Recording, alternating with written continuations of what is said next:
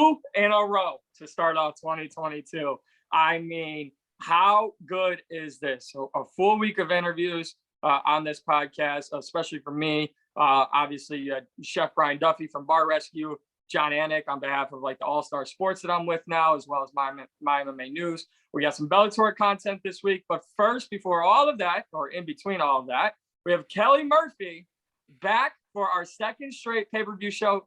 Damn it, we said we were going to do one every month. We're 2 for 2. I'm not going to lie, I'm a little surprised because we do this and then we don't. So I was like, we said we're going to do it. I have a better feeling this time around, but then again, you never know. But we are 2 for 2. We're 2 for 2. And like, honestly, I think we'll be 3 for 3. I think it's going to get questionable in April because I'm considering going down to Florida for that. Not sure. It's Jacksonville. I don't really know if there's a lot to do in Jacksonville. This one's going to be a little more laid back than our last one. I mean, I've got the drinks here. I know you said you were coming drink in hand. I don't think you're doing it.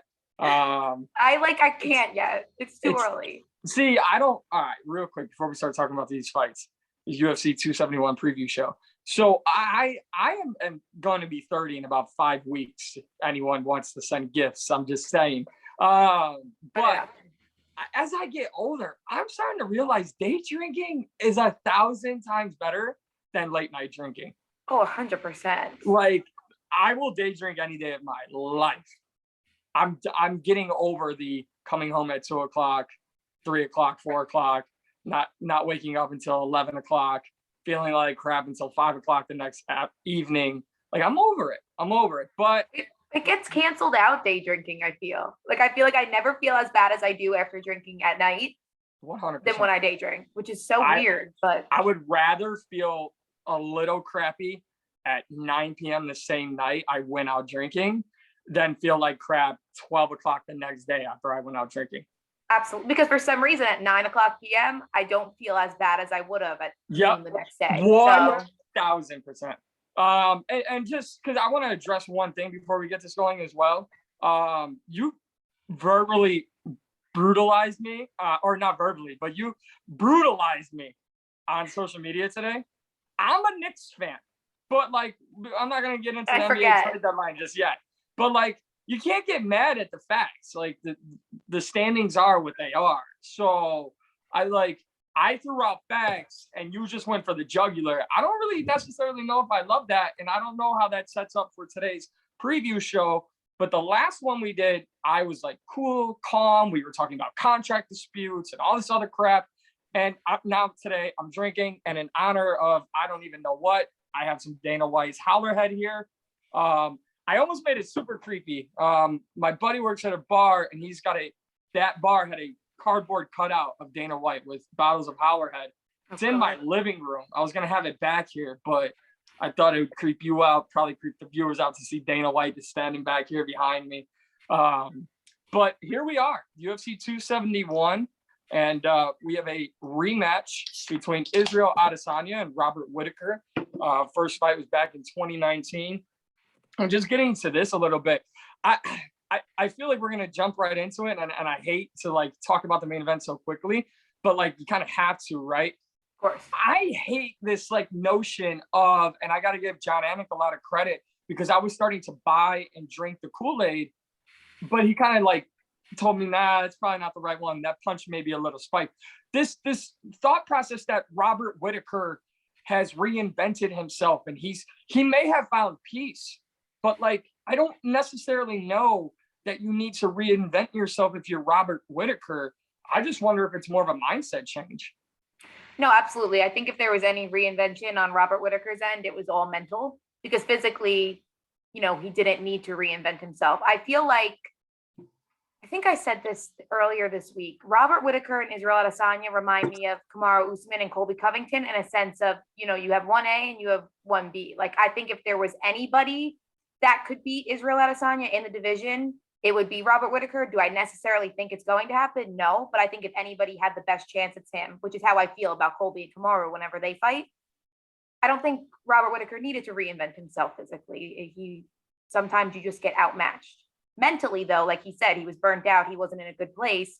he seems to be doing a lot better in that regard now. So it could have been a mental reinvention, which is always a good thing, of course, to be in a good spot going into a fight. But physically, I don't think he needed to do anything. See, and you know me, I'm going to turn this into something that the normal everyday guy can understand. That's all fine and dandy. You can say all that things. I could sit at a bar and say that girl across the bar, I am going to go talk to her. I am a changed man. I am getting her number. And the moment she looks over, I'm like, hi. And and it's not to mock Robert Whitaker, but it's to say it's the famous Mike Tyson saying, everyone has a plan until they get punched in the mouth, right? It's so you can be this newly calm and cool Robert Whitaker, but that guy Israel Adesanya still took your belt in your home country with thousands of people watching. And he's saying now that it's not in Australia, he feels a little better. You still have a crowd. But now that crowd's not 50-50 or 60-40 in favor of you. It's probably closer to 70-30 in favor of Israel Adesanya. Not to say there's Robert Whitaker haters, but I think we're getting to a point about Israel Adesanya where I don't necessarily know if we're at the place yet where people want him to lose, but people are waiting for it to happen. I don't know if this fight is that fight that they should be looking at. The problem with that is you and I both know how much this game is recency bias, right? The number one thing I've heard coming into this fight is Robert Whitaker is going to smash him. He's going to do exactly what Blachowicz did. Did people forget, Izzy's fought between this fight and the Blachowicz fight? It was Marvin Vettori. And Marvin Vettori will tell you that he is the president of Italy and he created pizza himself and he's the UFC middleweight champion. None of those things are true. Right. But I can't look at a light heavyweight blueprint and be like, yeah, this is what Jan Blachowicz did to 205-pound Israel Adesanya, and say, if Robert Whitaker does this at 185 pounds, it's going to work. Well, it's just completely different. You very much so can't compare Robert Whitaker's physique to that of Jan Blachowicz. And people have to remember, Izzy went into that fight at 205 underweight. That was never part of his game plan to bulk up because he thought he was going to lose his advantages doing so. So he went in there small to begin with. He's a 185er fighting at 205. And Blachowicz had success, of course, but Robert Whitaker isn't Jan Blachowicz. And Robert Whitaker has looked great in his last few fights, sure. But has he shown something new that I think, okay, that's what he does now that's going to make him beat Israel Adesanya? No, I don't think so. And I honestly think Israel Adesanya has only looked better since the last time he fought Robert Whitaker. And it has nothing to do with that fight at 205. He was trying to, do something great, go up a weight class, be a double champ. And it's almost like going up 2 weight classes at that point when you're going up 20 pounds. So I don't hold that loss against him. And I think a lot of people are quick to do so. They're like, well, he did lose. And I'm like, yeah, but he never lost at 185. And he hasn't come close to losing at 185. So I hate when people take that fight against Blachowicz and use it against Izzy, because he was just trying to do something spectacular. And sure, it didn't work out, but that's no reason to hold that against him for what he's done at 185. That's ridiculous to me. Yeah, and I know in my conversation with John Anik, he threw out a stat, and I should have wrote it down so I would be properly prepared for my conversation with you. But I think he said something to the effect of he was told by someone that Robert Whitaker has landed 22 takedowns in his last 3 fights compared to 1 in the 3 fights leading up to the Israel Adesanya fight. I believe that's it. It may be Israel and 2 before Israel. With that, what I would say to that is it's not like Robert Whitaker just found wrestling once again. We have to remember this guy fought Yoel Romero twice. I was in the building for the fight in Chicago. It was one of the craziest fights ever. I think when we talk about, and just to kind of focus on the champion right now, when we talk about Israel Adesanya, especially from a technical standpoint, I know I told you I didn't watch as many, previous fights as I normally would like to for a previous show with you, but there's just one thing I take away, and I think more so with Adesanya, I remember his fights like an elephant, not to steal his line, but I just, they're so hard to forget. Right. I think the easiest way to describe Israel Adesanya as a fighter is he makes his opponent emotionally react and physically overassert themselves. I think outside of Anderson Silva, that's the only way I can describe it. His technical striking gets in his opponent's head to now they have to overreact. And with him being such a perfect, I will say that word, perfect counter striker, the technique and when he takes those opportunities to counter strike, they just land perfectly. And you're emotional as a fighter. You can't touch this guy. He's taunting you. You want to take his head off. He can't be beaten. And it's one of those things where it's not, and he's a great talker, right? He can market himself better than most fighters in the UFC, but he does it in a weird way where like you can't root against him from everybody I see. Like it's like a spectacle when he fights, and it's so much so not based off of how he is, it's how he's doing it. No, and it's funny you say that because he is such a talker where some other fighters talk and they trash talk and it's kind of a turn off, but Israel Adesanya does it and it just makes me want to see him fight more. You know what I mean? Because he's not necessarily saying the worst things about these people, but he has such a wit about him and he markets himself so well that every time he speaks, it makes me want to watch him even more. And going into that first fight against Whitaker, Rob said that. He was like, I didn't like the guy. Like he was saying stuff that made me mad. And he went into the fight emotional. So before even stepping into the cage, he was feeling some type of way about him, which is never a good thing. And then when Israel does what he does in the cage, like that just adds another layer onto it. But quickly to go off of that stat that you gave from Anik, you have to also look at the quality of opponent. Like right. Whitaker was going against, since he fought Adesanya the last time, Darren Till, who, jury's kind of still out on that one. Jared Cannonier, who's, quality opponent. He's on this card. I think he's great. And Kelvin Gastelum, who's very much so at this point, like on that back end of his career. He's not fighting that well. Israel Adesanya is a whole new level. Like he is beyond technically sound. He is levels above those guys, in my opinion. So I don't even know if I would be able to look at Whitaker's success with the takedown, let's say, in his last 3 fights, and even put that towards this Adesanya fight because Izzy's just so much better. I'll take it a step further. I think there's a real conversation to be had that both Till and Gastelum are tweeners. They're not perfect at 85. They don't fit the bill at 85, and they don't fit the bill at 70. Like sure. honestly, like for me, all respect for the fights that they have put on. I think Darren Till got injured in that fight against Robert Whitaker as well, so that takes into account of things. And Kelvin Gastelum, when your opponent sticks to one game plan, and you're able to utilize everything, kind of negates some of your success. Because if you're not that this happened, I actually have that fight on in the background right now, but if you're looking to have a kickboxing match and you're not worried about takedowns, well then if I'm Robert Whitaker, I'm just going to go for takedowns. And right. I look back at the Jan Blachowicz fight. People forget when Blachowicz took Adesanya down, Izzy was still attacking from the bottom. Like he wasn't just laying there. And again, we talked about the size difference. Well, I don't remember the weights, on fight day, but you would think a middleweight fighter fighting a light heavyweight fighter, the light heavyweight fighter could just lay on top of him and that's it. Especially right. Izzy's kind of got a skinnier frame. Sure. No, that wasn't the case. He was still attacking. He was still going for it. And Kenny Florian, like John Anik mentioned, Kenny Florian scored that fight for Israel Adesanya. Right. Like it's not like Jan just ran through Izzy for a 5-round fight. And so we're in this weird spot. People love Israel Adesanya, and I think he falls into this line of mystique being a middleweight because Anderson Silva reigned for so long, so supreme. He was literally like a mythical creature when he fought. Right. And then Izzy came in and he's like, oh, I got it. But watch me do this. And then they fought, and now people are like, shit, we remember that. There's people in their 40s and 50s who don't watch anymore because the UFC's got their loudmouth Irish guy and all these other people, and I don't like them anymore.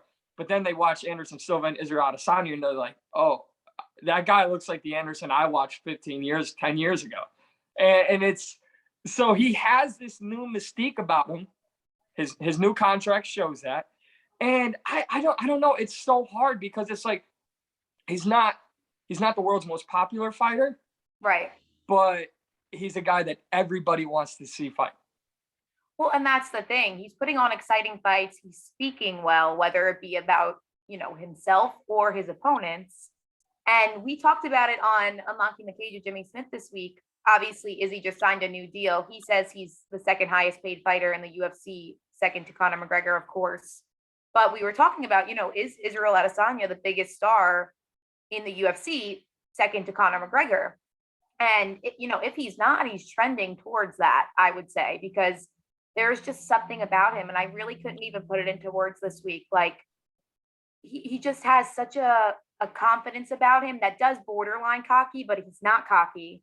And the confidence is backed up by his performances, which is like sometimes rare to see. You have these guys that think they're the shit, but they're not. Izzy backs it up. And that's why I like him so much. Like, that's why I genuinely want to sit and be all ears when he speaks. And I want to be all eyes when he fights, because he's so captivating in every sense of being captivating. He is just so perfect. And it sounds so stupid, but like, he really is. I think one quality Israel doesn't get enough credit for, and I'm talking as a fighter and as a person, and I don't know if I've ever told you this story, and I guess I'll make it public right now, but he's so aware of his surroundings at all times. Whether it's being asked a question by media. Yeah, I know he was asked about Roxanne Modafferi's last fight. Yeah, and he had a beautiful quote on that. He had, like, you can ask him about anything, and he has a legitimate, respectful answer to all of it.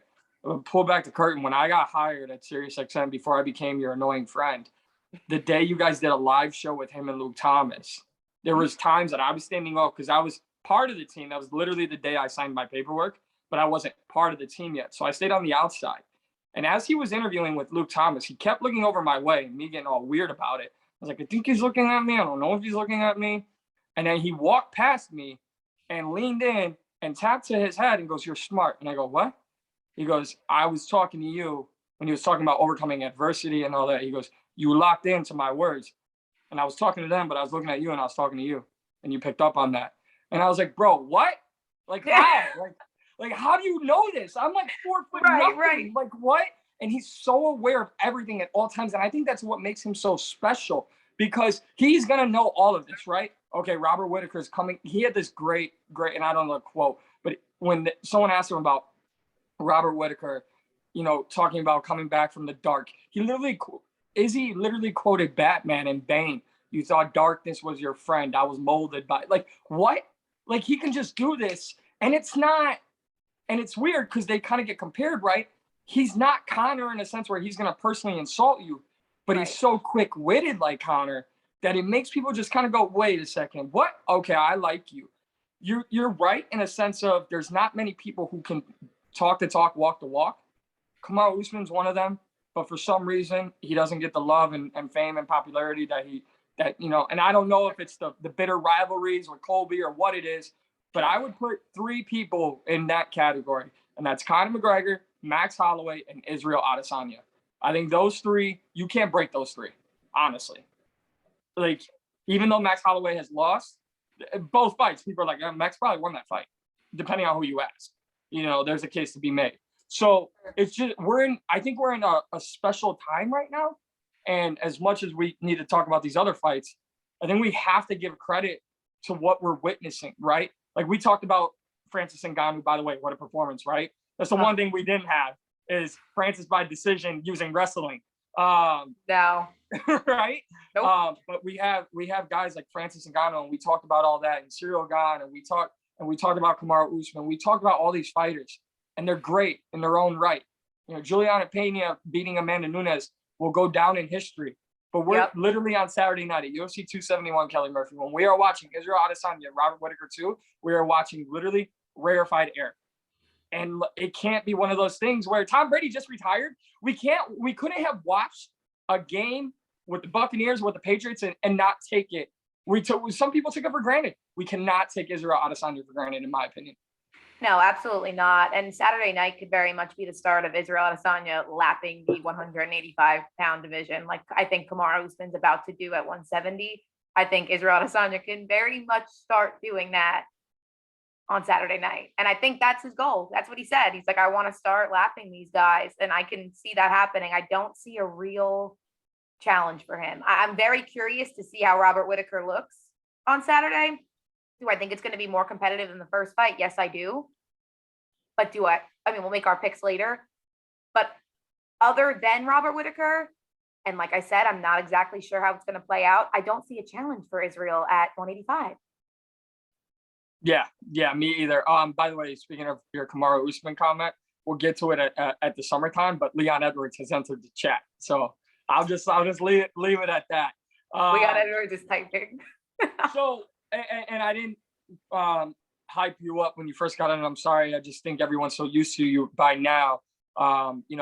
Every time I tweet about you, I get the most interactions ever. So I don't know what it is, but I think people might think I'm paying you to be my friend. So for the record, she actually responds when it's not, hey, can you come on the podcast?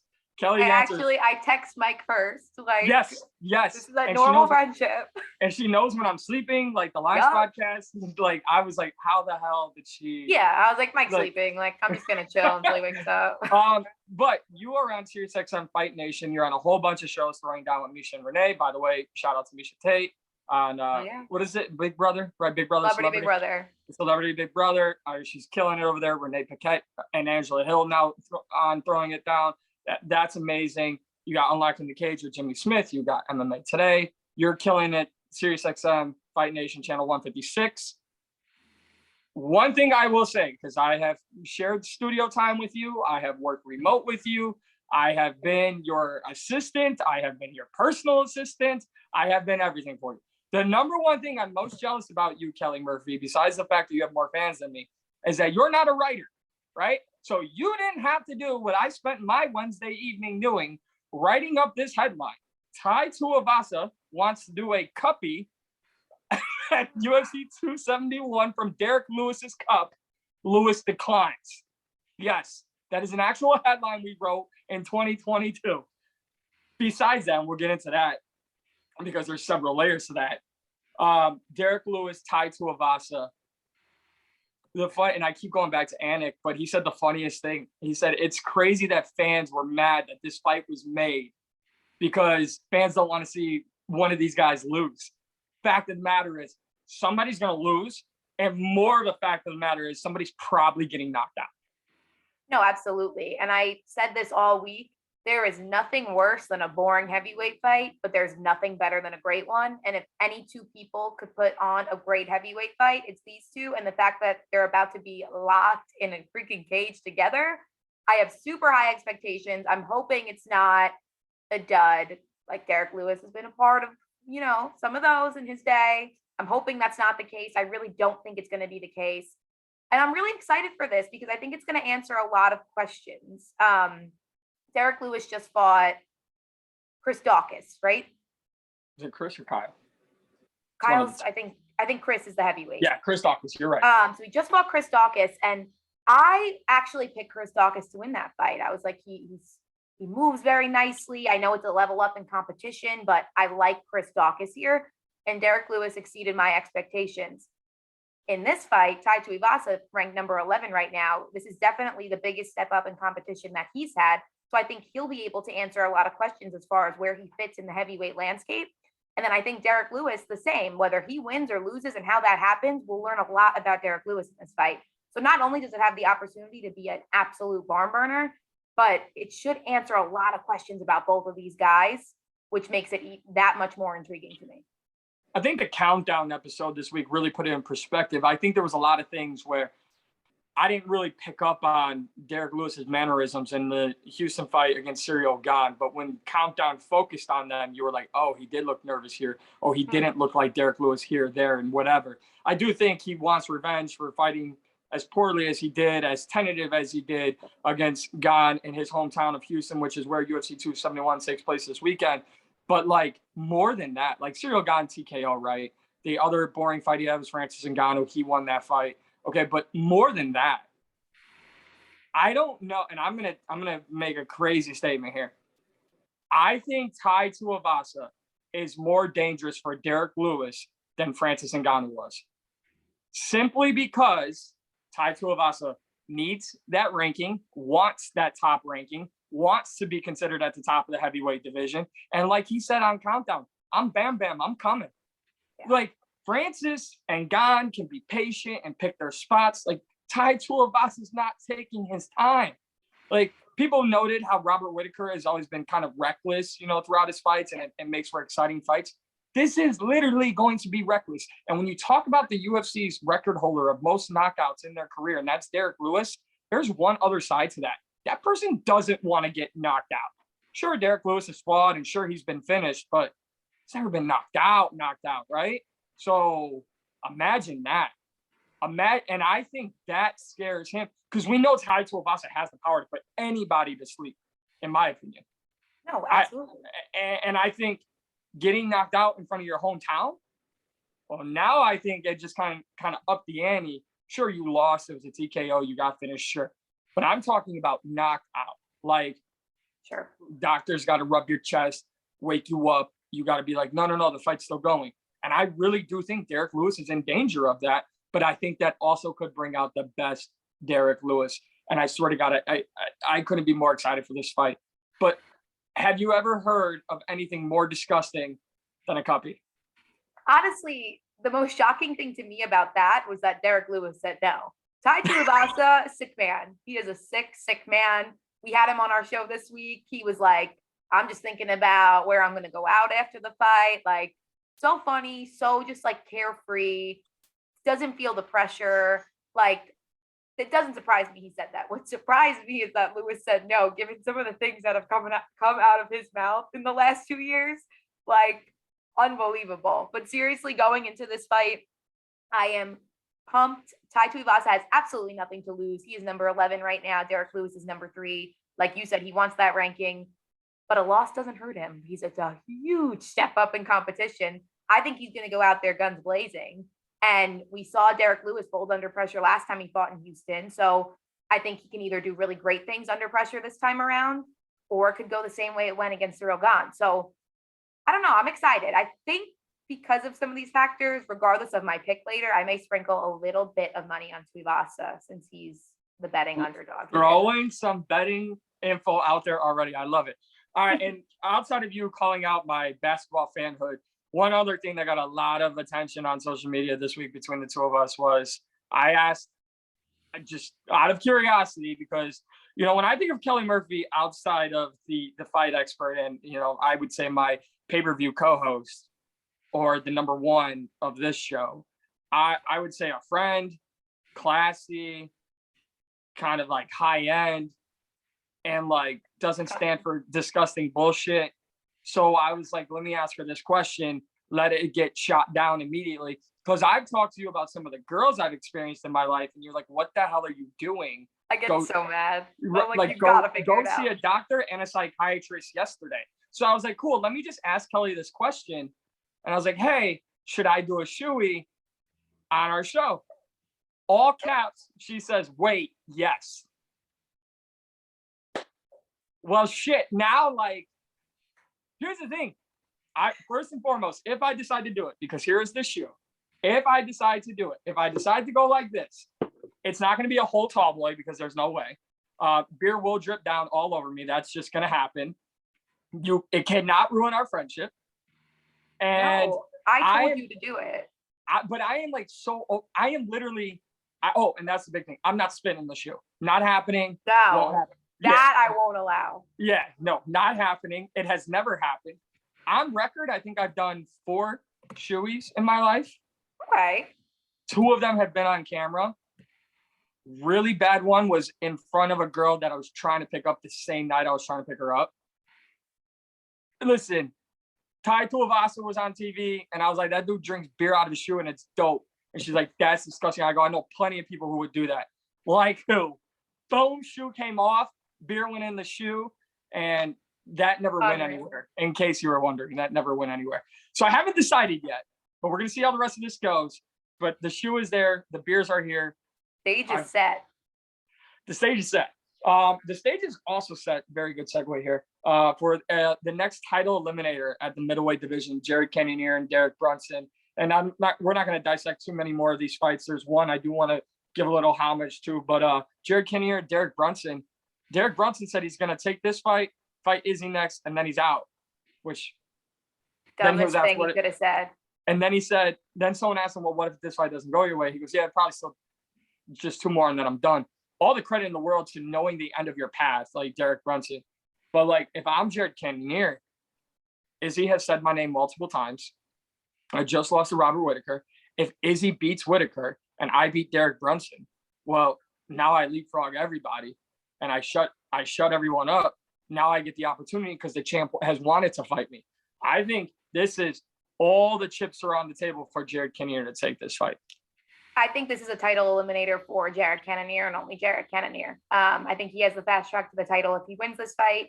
And we talked about Derek Brunson's statements on Jimmy Smith's show this week. And like you said, good for him for realizing, when he wants to call it quits. Obviously, he wants to get out of the fight game healthy, intact, completely understand that. You don't say that out loud for your boss to hear. You think, okay, so he says 2 fights. Here's one of them. You think Dana White's going to want to put you in a title fight that you could possibly win and you're going to walk away from the UFC with his belt? That doesn't sit well with Dana White. So while I give him the credit for realizing when the end is the end, don't say it out loud. Like, who's around you telling you to say that out loud? It doesn't make any sense to me. And then Jimmy was laughing because he was like, it's not great to say, to give your timeline of like when the end's the end, especially if you're in that title contention. He's like, but the worst thing you really could say is that you're going to fight for the title, win it, and still retire. And I was like, but just wait. And then I hit the next audio cut. And that's what he said. He closed out. He's like, I'm going to, win this fight, win the title, and then peace. I was like, Derek, no. Because I actually like him a lot. I think essentially a few fights back, they kind of dubbed him the gatekeeper, and he kept that freaking gate. Like, he beat all of the up-and-comers that everybody thought were going to be the ones to challenge Israel Adesanya for the title, and he beat them, and he looked good doing it. And I was really happy for him. Then this fight got booked, and I was like, let's go. Here's a number 1 contender fight. This is going to be great, especially if somebody does something extraordinary. And then I sit at media day. Well, I didn't sit at media day. I sat in my own home and watched media day. And I was like, Derek, like, why would you say that? Like, that's the one you keep inside. You keep that card inside. Because like, good for you. Like you said, that's great. I love that when enough's enough and that you want to leave the sport healthy. I absolutely respect that. Don't say it out loud yet. When you're done, just say you're done. Right. Agreed. Here's the other problem. I'm going to sprinkle a little salt on this fight. Derek Brunson is 38.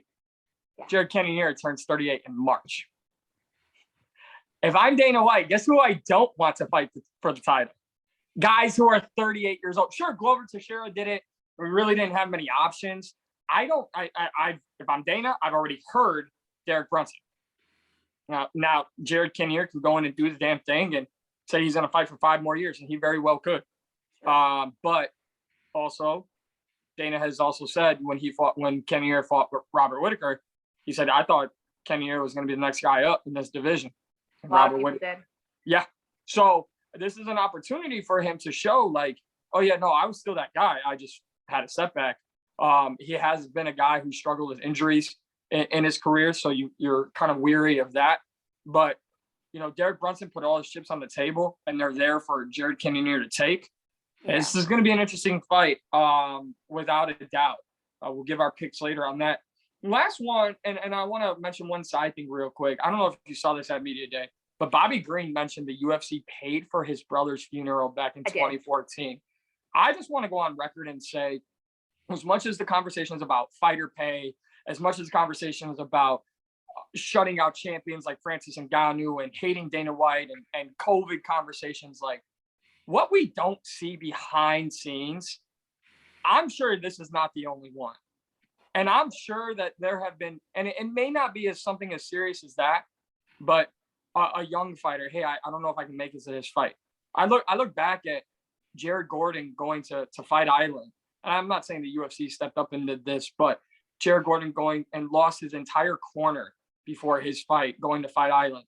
And the UFC allowing Paul Felder, because they've trained together, to lead the broadcast, coach him, ESPN allowing. That was a great moment. One of my favorite moments of all time. You had Paul Felder like ripping off running, getting ready, like ripping off the suit, going into the cape. Like, where's Jared? Like, one of my favorite clips of all time.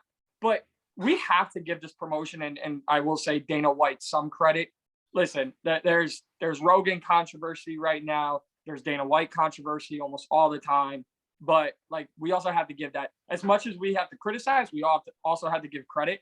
And I praise Bobby Green for bringing this to light, because sometimes we just need a little bit of good news, and that was really cool to hear.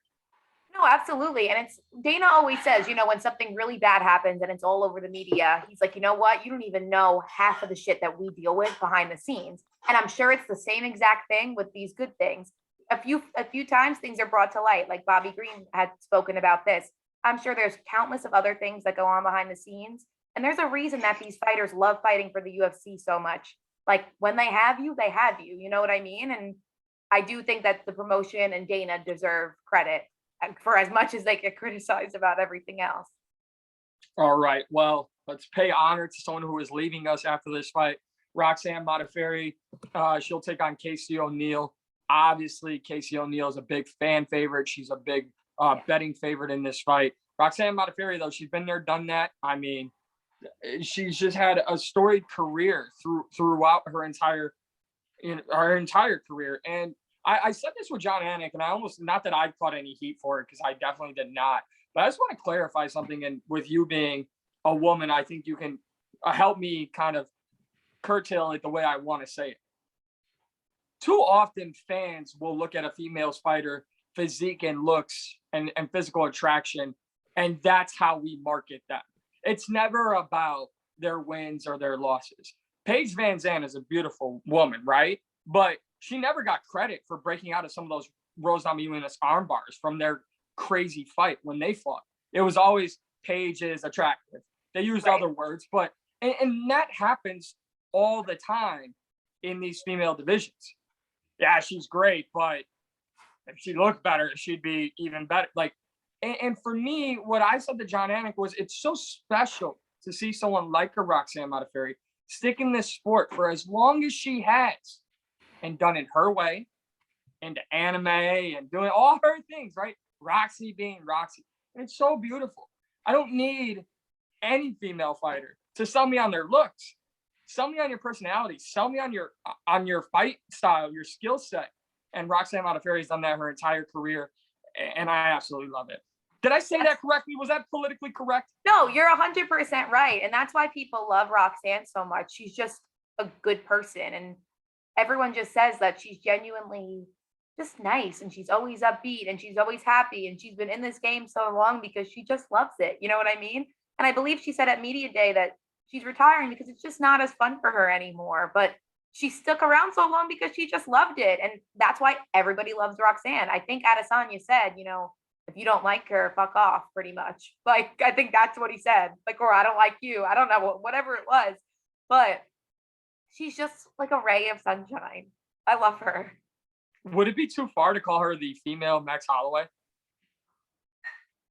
Like, not from a fighter standpoint. Right, that's where my mind went. I was like, no. Like caliber, no, but just person, yeah.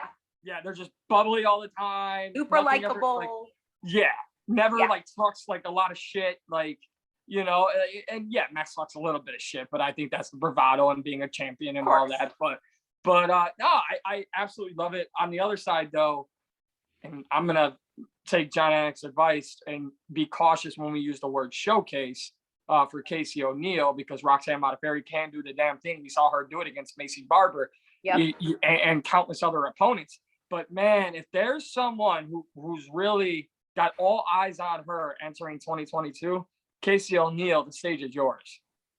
I love Casey O'Neill. Like, I think she is the shit, honestly, in and out of the octagon. She is cool as all hell. I love watching her fight. I go on her social media all the time, like, big fan. And that the UFC loves to do this. On your way out, they love to give you a tough opponent because they're not going to make money off you anymore. So why should they give you a fight that you're going to win? I fully expect Casey O'Neill to do her thing in there. But like you said, we've seen Roxanne beat opponents like Macy Barber, who nobody really thought she was going to beat. So I wouldn't necessarily count Roxanne out, but I do expect Casey to kind of go in there and do what she wants to do. Yeah, and you said it perfectly there. I expect Casey O'Neill to do what she wants to do. And unfortunately, like Roxy, thank you. I wish you had a better swan song, but I see Casey O'Neill finishing this fight and possibly early. So, but it's great. And I think, good on the UFC and the other fighters on this card for giving Roxanne Modafferi a ton of respect. Sean El-Shadi had an incredible story on Roxanne Modafferi, so I'll give him a shout out, even though he has no idea who the hell I am. We got him on the show this week. He is. I know you did. That's why it's all goes hand in hand. There we go. I may not be a Sirius XM employee, but I am like Sirius XM by blood association. Love it. I know. So, for those who don't know, I'll text Mike and be like, "Hey, we had this person on. If you have time," and he's like, "I saw. I'm doing it tonight." I'm like, "Oh, okay." Yeah. I don't miss the beat when it comes to you guys. Let's make some picks because I want to squeeze in Super Bowl and possibly NBA trade deadline. All right. So if you have a bet together or a parlay together that you're gonna put, feel free to give it at the end. I don't necessarily know that I have one, because I get pissed off when I'm like after UFC 270, I was like, damn it, you should have thrown $5 on Francis by decision, because who would have taken that? So I don't want to I'm hit at 270. I've hit the last 2 cards. I just did a little I sprinkled on a 2-fight parlay with Francis and Davison, and then last week I did a 4-fight parlay with Bill Rowe, Shavkat Rakhmonov, Strickland, and somebody else. Drops. Look at the names. They're just smooth. They're just I remember Kelly first getting into it. Now she's just love it. Love it. All right. So to open our card, we got Jeremiah Wells against Mike Mathea. It's like a double Thea over there, but it's a welterweight fight. I'm going to take Jeremiah Wells in this fight, and not because I can't say his opponent's last name. I'm going to do the same. I'm not super familiar with either of them, but I am more familiar with Jeremiah.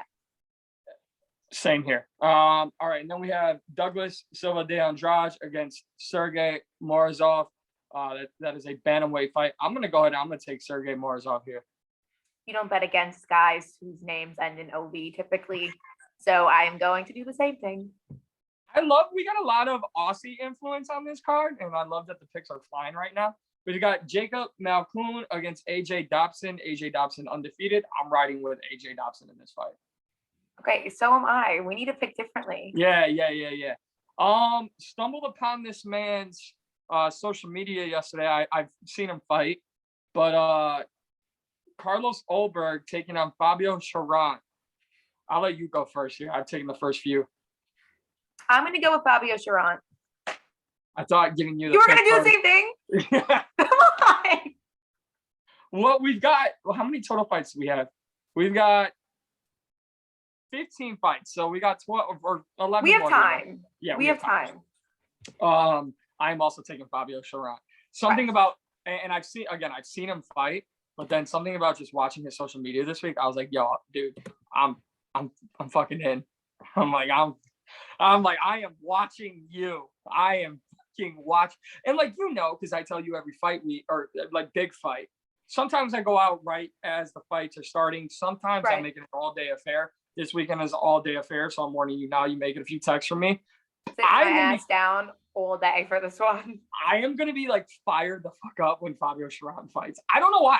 It just okay, that was like me at UFC 268 when Chris Curtis came out. I was chirping, and everyone was like, "Can this girl sit down?" And I was like, "Y'all don't even know." I'm like, "Let's go, baby!" Literally, my friend was like, "Kelly, stop! It's too early." Right? Yeah, that's definitely going to be me. Except I'm going to be in a bar establishment, so that should be fun.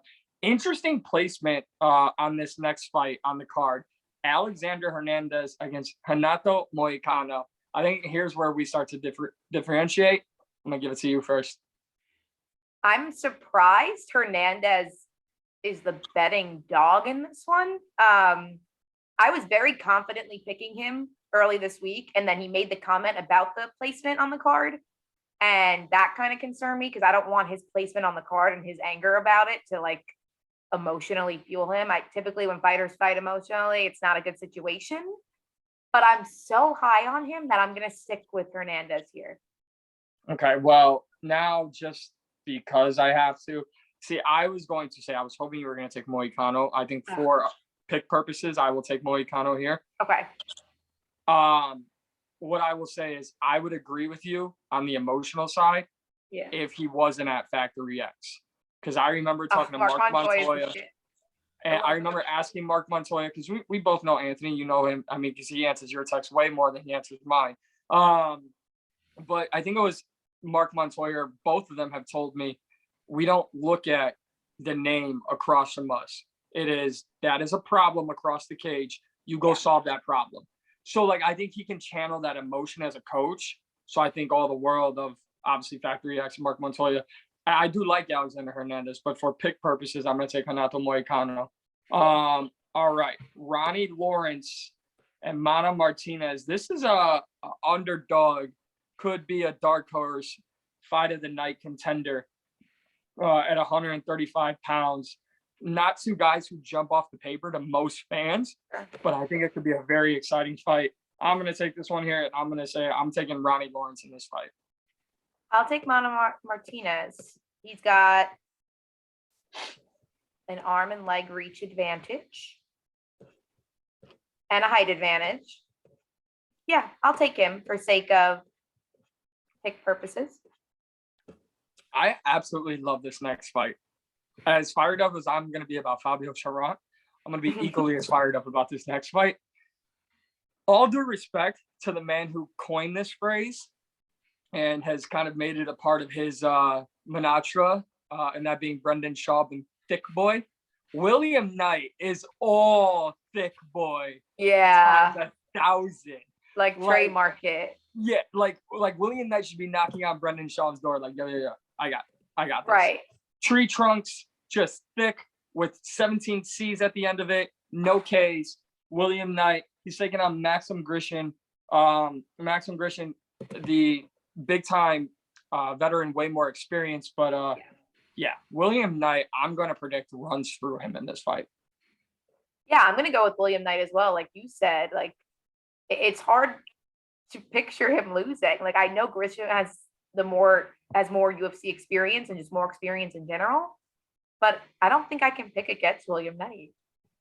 Yeah, I would be afraid to. I think I'm actually afraid to. I would hear like a knock on the window and it would be William Knight. And I live on the 4th floor. Like, how did you get up here?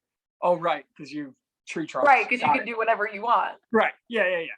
Oh, you're taking me out by one arm? Got it. You want to throw me across the street? You got it. No problem, sir. Very interesting one here at 125 pounds. Next up, Alex Perez against Matt Schnell. Big Alex Perez fan. Alex Perez and Kai Kara France are my 2 favorite flyweights, so I am very much picking Alex Perez here. Pick purposes, I'm going Matt Schnell. I think at one point, Alex Perez was the future of the flyweight division, and he very well could be. However, as much as people hate on that division and we were going to get rid of it and I think it's kind of here to stay. And Vicky and Moreno have entered the chat. Yes. And then Alex Perez, you're kind of in a logjam right now, my guy. So I'm going to take Matt Schnell. I know Alex Perez has a lot more success in the UFC's flyweight division, but I'm liking Matt Schnell dropping down from bantamweight. We'll see if he can be one of those ones who drops down to a different weight class and has some success. I unfortunately hate to pick this next fight, but I think everyone should know where we're going here. It's Roxanne Modafferi. It's Casey O'Neill. Roxanne, beautiful story, great career. We love you as a person, but when we're picking. And I will say this is, if you have the extra money to throw on the fairy tale ending, unfortunately, that's what it would be, a fairy tale ending. Do it. But smart money makes money, and Casey O'Neill is smart money. No, absolutely. She's here to stay. I think she is the future of women's flyweight for sure. And I know if anyone could do the impossible here, you want it to be Roxanne, but like I said earlier, I think Casey O'Neill goes in there and does exactly what she wants to. Very interesting one here. Talking about younger fighters against veteran fighters. Andrei Arlovsky was like, Father Time, who's she? Never heard of her. Yep. He's taking on Jared Vanderaa. Jared Vanderaa, there's obviously a guy they're trying to give a big opportunity to. Kelly, who do you got? I'm going to go with Arlovsky here. He's proved me wrong time and time again. Every time when, I thought would be it for him, he's like, nope, I'm actually still here and I'm still good and I'm still competitive and I'm hanging out with the young guys. So I'm going to go with Arlovsky here. I don't know the betting line on this. I'm trying to look it up very quickly. I'm seeing Arlovsky's a -145 to Vanderaa's +125. So I will throw out a betting pick right now. I love Andrei Arlovsky. I love American Top Team. I love his coaches. I love everything. Jared Vanderaa as an underdog you got to take that. Sure. In my opinion, you have to take that. It's a pick 'em fight almost in a sense, and I really like this fight. Andrei Arlovski has defied Father Time, but eventually Father Time will always win. This could be that fight. And that's it for the prelims. And we've got 5 fights. We got a 5-fight main card. Interesting one here. Interesting one and a banger to kick off the main card. Bobby Green against Nazra Hakaras. Kelly? Okay. I'm actually pretty excited for this one. Obviously, Hakaras is coming off a loss, right, to Dan Hooker. Yes. And Bobby Green's coming off a win against Ally Quinta. Bobby Green has faced the better talent. So I'm going to go with Bobby Green here, but I think this is going to be a really good fight. Side note, we're like halfway through our picks and we did an entire preview. I'm still on my first beer. So as we get closer to our main picks, I gotta do a little holler head. I am not Dana White. Dana White nor the UFC endorse this show. If they feel like it, they would very much appreciate it. I tried to find out how to be like an ambassador for Howlerhead. I've never had it, but I just like wanted to try to get my foot in the door. I will absolutely be a Howlerhead ambassador. If Conor McGregor wants to hit me up for Proper 12 as well. If anybody wants to just put me on like the UFC canvas, just my face or whatever, I will market Proper 12 and Howlerhead better than anybody else. No, really. I don't get paid for this, but Dr. Pepper with Howlerhead, perfect. You can thank me later. All right, back to Bobby Green and Nazra here. I'm gonna take you're taking Bobby Green. I'm gonna take Nazra. I think at some point you and I really have to start getting different on our picks. First and foremost, Bobby Green's one of those guys where the roller coaster ride on the way up is amazing and it's fun and it's exciting and you can see the top, but eventually the ride comes down and he's literally the epitome, in my opinion, all due respect to him, a roller coaster of his career. So I think Nazrat's gonna come in and I think he's gonna take care of business. All right. Kyler Phillips and Marcelo Rojo at a bantamweight fight. Kelly. I mean, I have to go with Kyler Phillips here. He's the huge betting favorite, and I would be remiss not to. All right. I'm actually hating how much these picks are similar here. So I know. I mean, we had a few differences, like maybe 4. Yes. Hopefully, our Super Bowl pick will be different. But anyways, I'm taking Kyler Phillips here. But now the meat and potatoes of this card, we spent plenty of time talking about it. Middleweight title eliminator, Derek Brunson, Jared Cannonier. Kelly, floor is yours. I'm going to have to go Jared Cannonier, and I was going to go with Derek Brunson earlier in the week, and then he announced the 2 fights till retirement. Makes me question motivation at this point when you know it's 2 and 2 left. I mean, that could either fuel you to do your best work, or you could be like, you know what, it's only 2 more, like not really give it your all in the training room. I have no idea. But because of that, I'm going to go with Cannonier. I'm going to go different. I'm going to take your words and I'm going to turn it on you. I will say this. I like Jared Cannonier.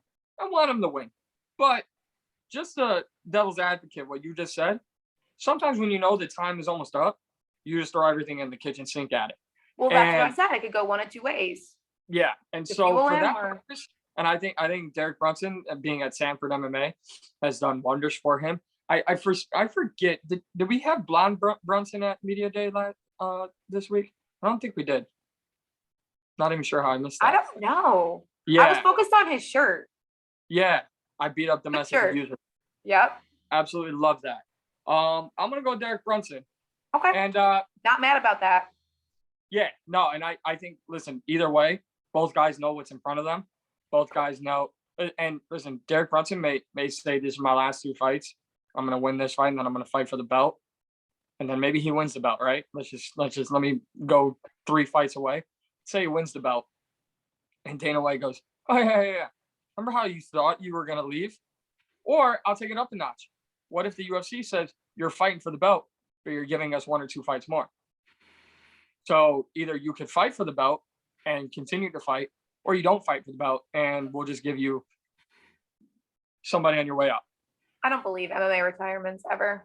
Rashad Evans fought like 2 weeks ago, for Christ's sake. And didn't do bad. He did not. I love Rashad. Very happy for him. Yeah, same here. All right, Kelly. I'm going to actually let you take the whole preview here for this co-main event, heavyweight co-main event, Derek Lewis, Tai Tuivasa. I'm so excited. This is the people's main event as far as personalities go on these two guys. I do think it's going to meet everyone's expectations, and I think it's going to be an absolute barn burner. Like we said, Tai Tuivasa is going out there to get Derek Lewis's ranking. He is motivated. He has not a thing to lose because a loss does not hurt him. And Derek Lewis, we've seen him fight in Houston against Cyril Gane. He did fold under that pressure. He seems to be in a better headspace going into this fight, but I still like Tuivasa here, and I would sprinkle on Tai Tuivasa. Kelly Murphy, unbreakable. Really thought I'd be throwing you off while you gave that. You saw me pour. I will pour some more. Does this have to do with who you're picking? 100%. 100%. I'm the utmost professional. I'm doing this because you told me to. No, I'm saying while you were getting that prepared, I didn't break things. Yeah, I can't believe that. By the way, the entire time she just broke down that fight, I was pouring beer into the shoe, questioning if she even noticed. She didn't smirk. She didn't look. She saw it. She was like Israel Adesanya in my encounter with him. Saw it on the corner of her eye. The UFC is ever in a real bind where Laura Senko, Megan O'Leary, Heidi Andro, Karen Bryan can't work. 100%. I'm your girl. I don't think I can do this. Oh. I don't think I can do this. I'm going to do it.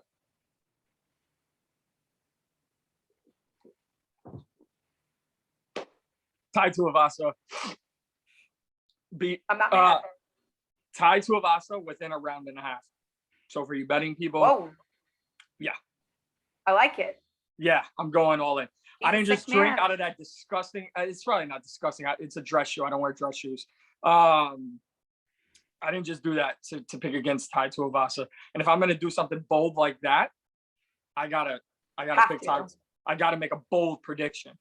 Look, I love Derek Lewis, one of the most entertaining people in the world. Has the knockout record for a reason. But if you don't put Tai Tuivasa away out early, in my opinion, what are you gonna do? Right?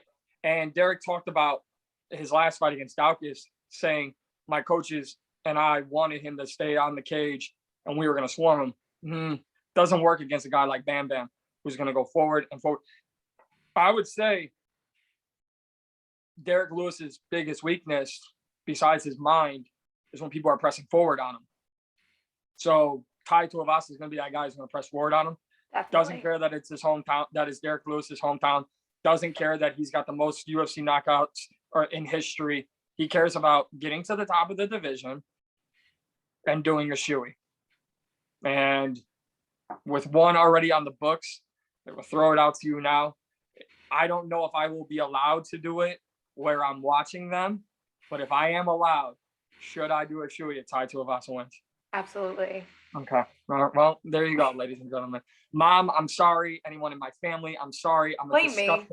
I'm disgusting. But Kelly told me to do it. And for everyone who said if Kelly told you to jump off a bridge, would you do it? I would say yes, because Kelly knows me well enough. And she would only say that if there was like a mattress there or like a bouncing house. If you had to, there would be rhyme behind the reason. Yeah, 100%. All right. I'm very interested here. It's the UFC 271 main event. It's the middleweight title fight. Israel Adesanya, Robert Whitaker 2. It's a rematch. We've talked about these guys at length. Kelly, what do you got? I mean, I think both guys have gotten better since they last fought. I know, obviously, Adesanya went up to 205 and lost. Like I said earlier, I do not hold that against him at all. And it's not like he got walked through by Jan Blachowicz by any means.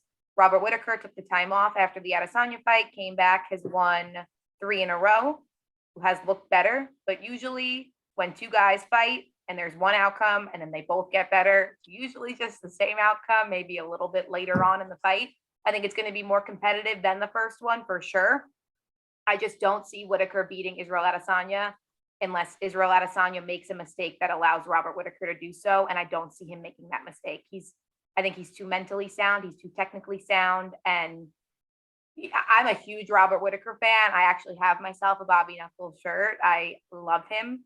And I wouldn't be upset to see him win. I just don't see a way for that to happen unless Adesanya makes a mistake. And he's not a mistake maker. I like that. I like that. Very well done. I think we found the clip of the day here. I've talked about Israel Adesanya being in rarefied air. I've talked about him being not the next coming of Anderson Silva, but being the first Israel Adesanya.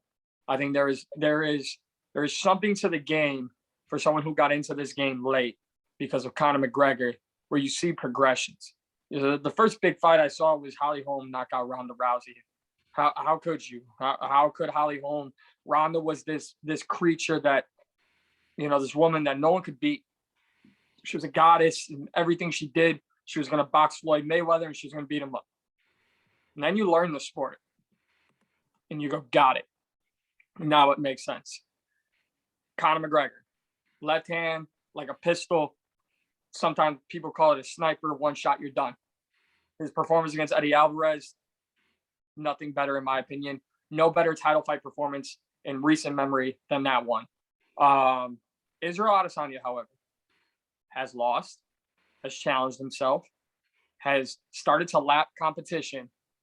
And Kamaru Usman may be the pound-for-pound number one fighter on the planet right now. Israel Adesanya is probably 1AA. I don't say 1A, 1B, 1AA, Right. In my opinion.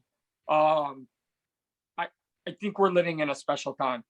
And I'm going to, because I am Sirius XM by Associated Blood, Angela Hill talked about how getting a new contract could influence you to make or choose bigger and take bigger chances in a fight and back up that contract. 1000% agree with her. I think Izzy's got new money. He's probably got FU money at this point. And I don't expect him to come out with his own whiskey anytime soon. But I expect Israel Adesanya to be the middleweight champion for a very long time. And one day he will get dethroned. And it just won't be at UFC 271. I'm taking Israel Adesanya. And I'm going to take him. I'm going to agree. It's going to be a closer fight. It's going to be a more competitive fight. I think the fight's over by round 3. So I'll give you the floor, but I'll say this. For me, I am going to take Israel Adesanya by round 3, Tai Tuivasa. Before the end of the second round, I will take Derek Brunson. I will take Jared Vanderaa. And I will take Matt Schnell and Fabio Cherant. If you want to do a bigger parlay, I do those 5 fights. Fabio Cherant, Matt Schnell. I'm sorry. Leave Matt Schnell off that. Fabio Cherant, Jared Vanderaa. Give me Derek Brunson, Tai Tuivasa before the end of the second round, and Israel Adesanya by the end of the third round. Okay. I mean, if you want to sprinkle on a fight parlay, I would go Adesanya, Tuivasa, Cannonier. I'll give you 5. Casey O'Neill and Alex Hernandez. 5 fight parlay. That surely is absolutely disgusting. Thank you for making me do that. All right, real quick, because I know I can't keep you for too much longer, but it is Super Bowl weekend, Super Bowl Sunday. By the way, can I just go on record? You and I have both been very open, both off air and on air. We like to have our adult beverages. Is there any shittier weekend for us than this weekend? We get a classic, one of the best matchups the UFC can make in any division for a title fight. Israel Adesanya, Robert Whitaker. Then we have to somehow wake up and get ready for a Super Bowl party, which is known for being one of the biggest drinking days of the entire year. Can we take Monday through Wednesday off next week? Like, what are we doing here? I have the busiest work day on Monday, so I will be drinking very minimally on Sunday. Like, I am so busy. I've been thinking about it all week.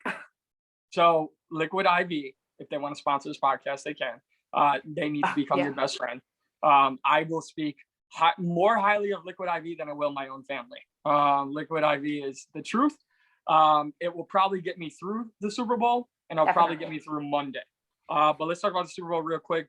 Joe Burrow and the Cincinnati Bengals, Matthew Stafford and the Los Angeles Rams.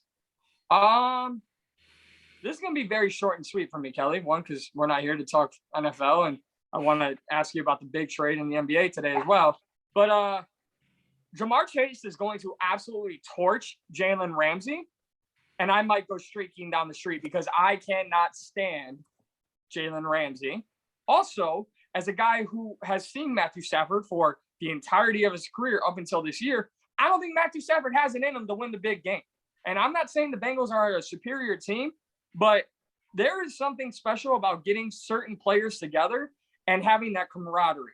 And when Joe Burrow and Jamar Chase got linked up together, everyone was calling for an offensive lineman, and the Bengals trusted their number one guy. They trusted Jamar Chase. They trusted Joe Burrow. And I think what they had in college at LSU, which I'm a fan of, and I saw that special year with my own eyes, I think it gets replicated. And I think the Bengals shock the world, and I think they win the Super Bowl. I'm picking the Cincinnati Bengals as well. Honestly, on paper, the Rams are so talented on every single front, but they've just barely gotten by in all of these games, which is so frustrating because it's like you guys should be blowing these teams out, and they just never do so. Their fan base is terrible. I mean, the whole game last week was all Niners fans, like beyond. So I don't even know if it's going to be a home crowd for them. And honestly, like you said, there's just something so special about Joe Burrow. He's so young, but all of his teammates love playing for him. He just has a certain confidence about him and a certain swag about him. And everybody trusts and respects him, which is something that's super important if you're going to be the quarterback of a successful team. And I absolutely love him and Jamar Chase playing together. I would sprinkle on Jamar Chase and Cooper Kupp, though, touchdown scorer any time of the game. Link those because those are locks. I absolutely love this. Right? Love this. Okay, so I'm going to throw one more because it's Super Bowl, plenty of props. Who's your Super Bowl MVP? Who is my Super Bowl MVP? I have a crazy one here for you. That's a great question. You're going to be shocked by mine.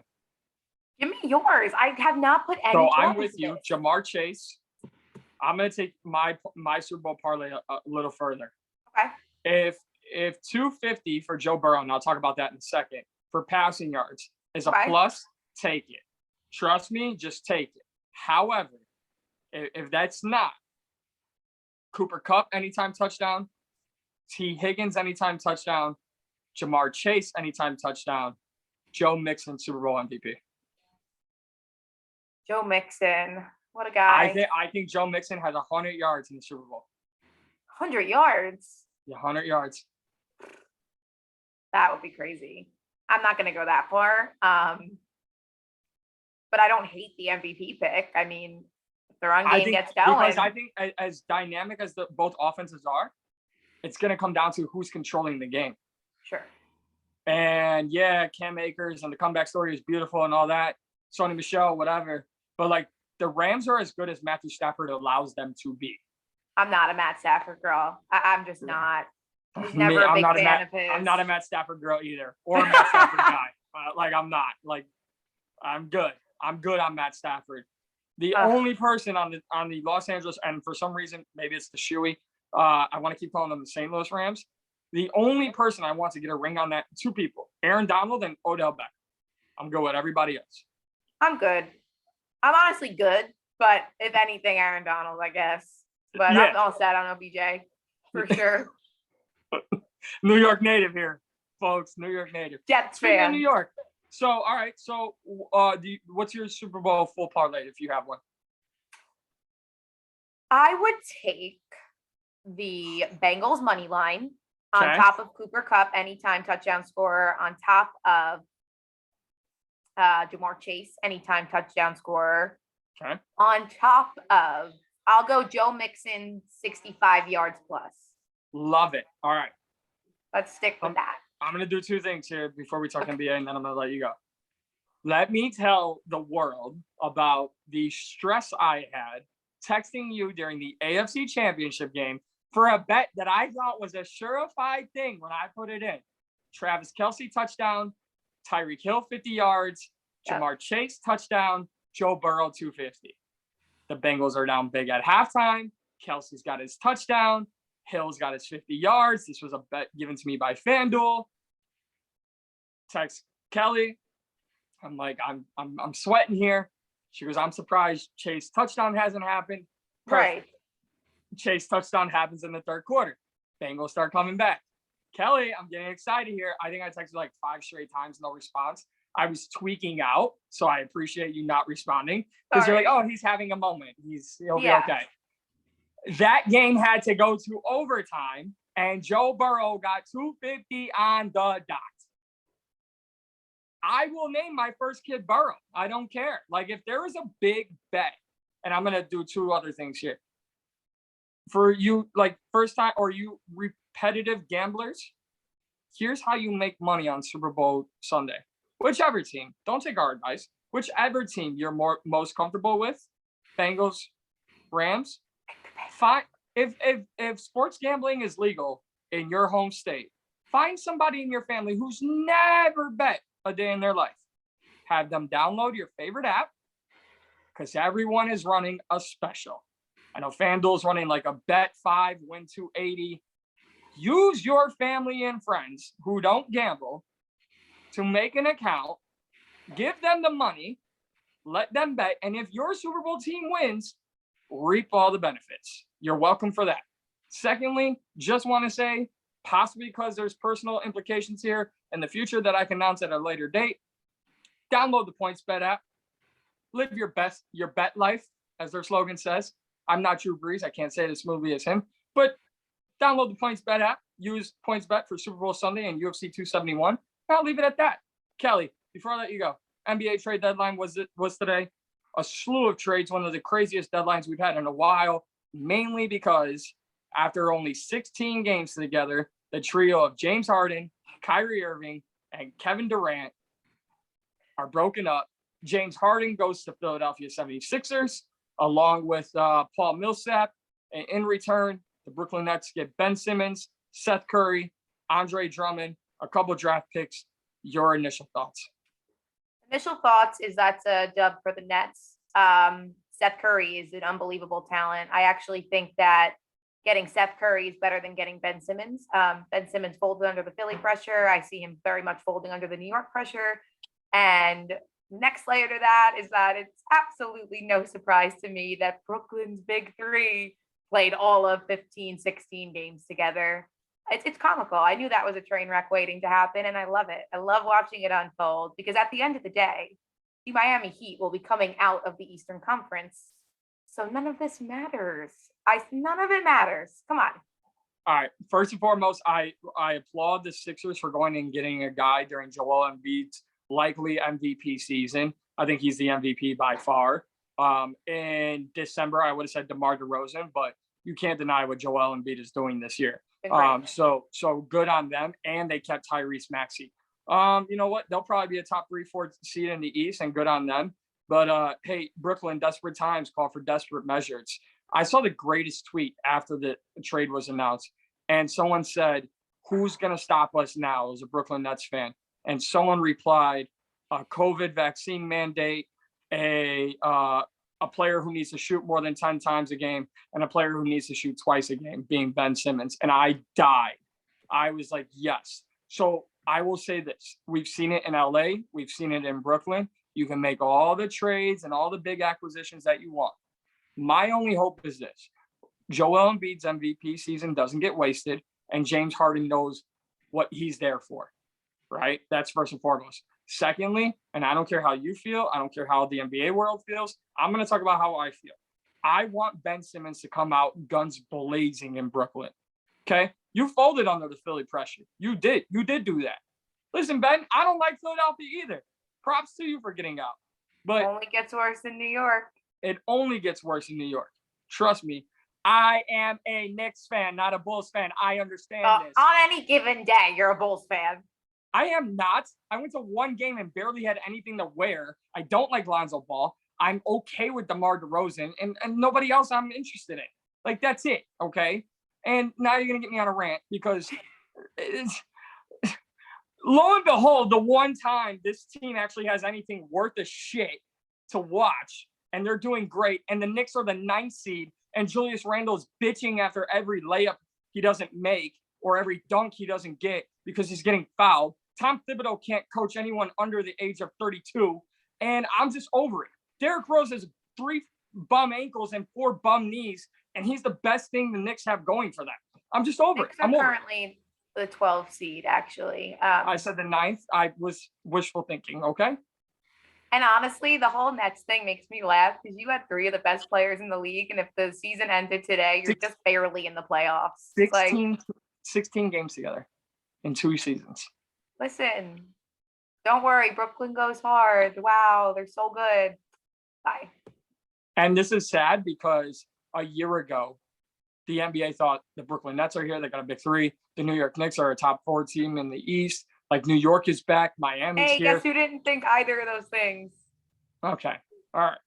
Well, Kelly Murphy, we wrapped up 2 out of 2 in our UFC pay-per-view preview shows. Thank you so much for joining me. As always, will you be back in March? Of course. We're going to have so much more to talk about. We're going to be rapidly approaching NBA playoffs. Super Bowl will be dead and gone. We'll have more good fights coming up. NFL draft will be right around the corner, I believe. Well, not NFL free agency will be right around the corner. Combine invites just went out, so yeah. Yeah. So and by the way, it might be the best grudge match of all time. Like Colby Covington, Jorge Masvidal, UFC 272. By the way, that poster, if you guys haven't seen it, go look it up. Already hands down one of my top 5 posters of all time. No other fighter needed on that poster. No. The direction that they're looking, the color scheme, perfect. But she is at KMurphy25 on Twitter, Kelly_Murphy on Instagram. As I continue to say every time she's on here, don't get creepy. I can't whoop a lot of people's asses, but she knows plenty of people and I know plenty of people. Like, let's not call the hounds on anybody. Don't get creepy. Respect her work. You can catch her work on Sirius XM Fight Nation channel 156. You can hear her on Throwing Down with Misha and Angela. Renee and Misha, Renee and Angela, and everyone else on MMA Today and on Unlocking the Cage with Jimmy Smith. And she's doing a hell of a lot of good work. I'm super proud of her every single time I talk to her. And she made me do a shoey. So you're gonna do another one when Ty Tuivasa wins on Saturday. Yeah, probably. Enjoy UFC 271. Be prepared for plenty of texts. And this was amazing. Thank you so much. Oh, thank you for having me.